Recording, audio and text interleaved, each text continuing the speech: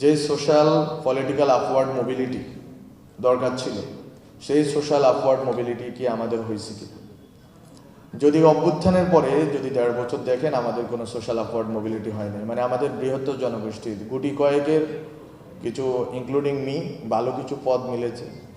কিছু লোক এখন একটু গাড়ি ঘোড়ায় ঘুরতে পারতেছে, কিছু লোক হচ্ছে একটু ভালো খেতে পারতেছে, ভালো থাকতে পারতেছে। কিন্তু কিছু লোকের জন্য গণ অভ্যুত্থানটা হয় নাই, বরং গণ অভ্যুত্থানটা হয়েছিল একটা বৃহত্তর সমাজে যে যারা আন্ডার প্রিভিলেজড আছে, যারা বৈষম্যের শিকার ছিল, সেই বৈষম্য ইকোনমিক, সেই বৈষম্য রেশিয়াল হইতে পারে, রিলিজিয়াস হইতে পারে, সব ধরনের বৈষম্যের যারা শিকার ছিল, তারা কি উঠে দাঁড়াইতে পারছে কি?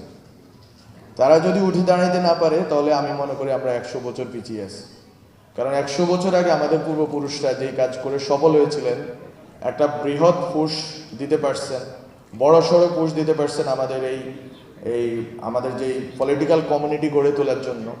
সেই বড় সড়ো পুশ আমরা এত রক্তারক্তির পরে, 2000 লাশের পরেও, 2000 কাছাকাছি শহীদ হওয়ার পরেও আমরা পারলাম না। সো আমরা ব্যর্থ, এটা আমরা ধরে তারপরে আমরা সব বড় বড় বক্তৃতা দিতে হবে।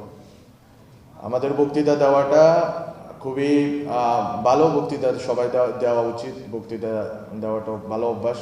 কিন্তু বক্তৃতা দেওয়ার আগে আমাদের আত্মসমালোচনা করা উচিত।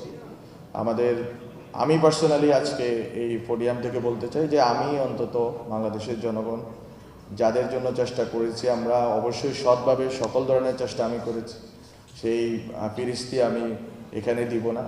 কিন্তু আমরা কেন ব্যর্থ হলাম সেই গল্পটা বলি। আমি মনে করি বাংলাদেশের সবগুলো ক্যাম্পাসেই রাজনৈতিক শিক্ষা এবং রাজনৈতিক পরিষদ তৈরির যে লড়াই আমরা শুরু করেছিলাম এক সময়, সেই লড়াই চালু রাখা উচিত। পথ ভাগ হয়ে গিয়েছে।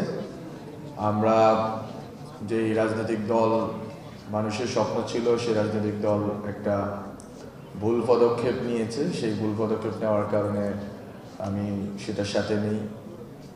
আর গণ অভ্যুত্থানের সময়ে যেই সময়টা ছিল, সেই সময়টা আর এর আগেও যখন আমার কাজের ধরন ছিল বুদ্ধিবৃত্তিকভাবে এবং বিভিন্ন সাংস্কৃতিক এবং বুদ্ধিবৃত্তিক সংগঠনের সাথে যোগাযোগের মাধ্যমে একটা ক্ষেত্র প্রস্তুত করা, সেই ক্ষেত্র হয়তো প্রস্তুত করতে পেরেছি বা কিছুটা কাজ করতে পারছি।